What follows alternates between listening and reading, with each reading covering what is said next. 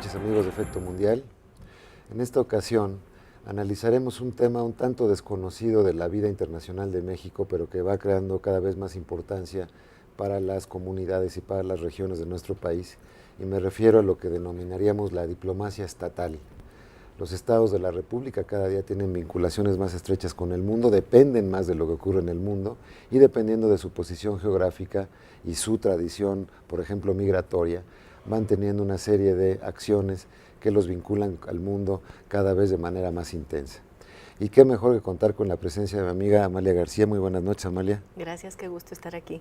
Quien, como saben ustedes, gobernadora del estado de Zacatecas, uno de los estados pues, sin duda más vinculados al devenir del mundo y concretamente pues, a la migración con los Estados Unidos. Así es. Así es que después de este pequeño corte, las noticias de la semana, regresamos con Amalia García. En sus orígenes, la meta del Servicio Exterior mexicano fue lograr el reconocimiento del México independiente por parte de los estados más importantes y además por su peso religioso de parte del Vaticano. Después, preservar la integridad del territorio, la defensa de la soberanía y la legitimidad del gobierno propio. Más adelante, se consagró a mostrar una imagen de un México reorganizado, con visión de justicia social y con proyectos de desarrollo. Derivadas de la doctrina Carranza y preocupados por no condicionar el reconocimiento de gobiernos a cambio de concesiones ominosas y de reivindicación de los derechos soberanos del Estado sobre sus recursos naturales, la diplomacia mexicana se consagró a postular principios de manera perseverante hasta lograr convertirlos en norma internacional dentro de la Constitución de la Organización de las Naciones Unidas, así como de la Organización de Estados Americanos. Estos principios terminarían quedando establecidos en nuestro texto constitucional. Si uno observa la geografía tan rica y compleja de México, podría uno quizá pensar de una forma muy estratégica, diciendo, bueno, vamos a vincular a la península de Yucatán con el Gran Caribe y tratar de hacer lo que sea el corazón del Caribe. Desde luego los estados fronterizos con los Estados Unidos, pues como gran puerta de entrada de ese comercio tan voluminoso que hay.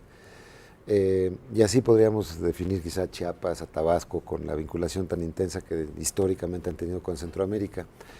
Pero el caso de Zacatecas, que está en el corazón, en el mero centro de la geografía mexicana, tiene una serie de características muy curiosas. Es el estado que proporcionalmente tiene más personas fuera del estado, creo que es uno. Por cada zacatecano que vive en Zacatecas, hay uno que vive en Estados Unidos o en algún otro sitio de la República.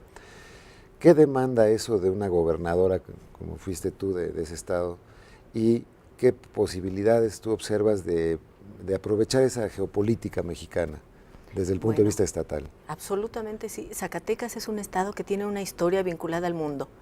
Desde la época de la colonia, el vínculo era por la plata, por la minería, claro, a través de la nao de Acapulco o de China o de Manila o como se le quisiera decir, a través de la relación con España. Enrique Semo decía que no se puede explicar el desarrollo del capitalismo y la revolución industrial sin esa minería riquísima que llegó a Europa e impactó en su economía. La revolución de las telecomunicaciones y la intensificación y diversificación de los intercambios comerciales y culturales entre las naciones del planeta han tenido como una de sus consecuencias la incorporación creciente de los gobiernos subnacionales a la complicada pero siempre promisoria arena internacional, en lo que es un fenómeno que algunos estudiosos han dado en llamar paradiplomacia. Hablar de paradiplomacia es hablar de estas nuevas formas de relacionamiento, de acercamiento, de búsqueda, de cooperación entre los nuevos actores del sistema internacional en un mundo globalizado, donde vemos cada vez más cercana la relación entre los actores locales con los actores internacionales o de carácter global.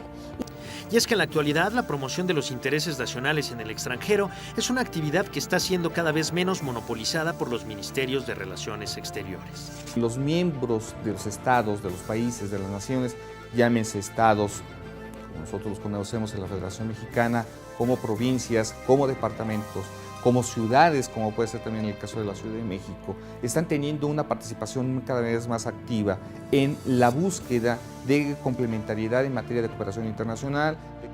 Y es que muchas veces la creciente complejización en prácticamente todos los ámbitos que el mundo experimenta en la actualidad ha hecho que los gobiernos nacionales prácticamente no se den abasto en la promoción y defensa de los valores e intereses de sus respectivos pueblos. La política exterior, que está a cargo de los ministerios de Relaciones Exteriores, atiende la alta política, pero se ve, subrayo, rebasada precisamente por la cantidad de temáticas que implica precisamente todo lo que son todos los estados que componen una federación. La incorporación de provincias, departamentos, autonomías o, en el caso de México, estados o entidades federativas a la escena internacional es un fenómeno que todo parece indicar en el futuro no hará otra cosa que intensificarse. René Palacios para Efecto Mundial, Efecto TV.